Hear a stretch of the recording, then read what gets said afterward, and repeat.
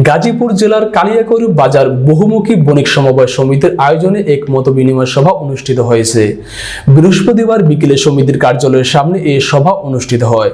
সভায় প্রধান অতিথি হিসেবে উপস্থিত ছিলেন বিএনপি কেন্দ্রীয় কমিটির সহ শ্রম বিষয়ক সম্পাদক হুমায়ুন কবির খান।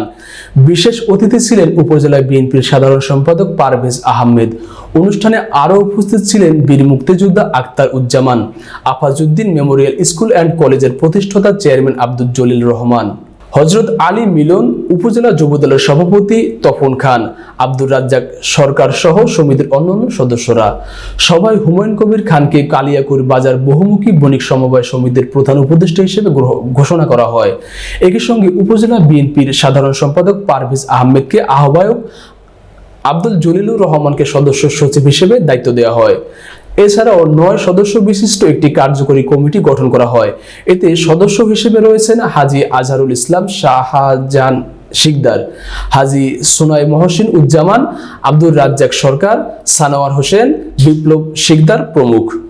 বিপদ আপদে যাকে আমরা কাছে পেয়েছি 1 নম্বর বিএনপির সাংগঠনিক সম্পাদক জনাব, এখানে নেতা আছে, তার উন্নয় আছে, এরা আপনাদের উদ্দেশ্যে আমি সাথে বসেছিলাম।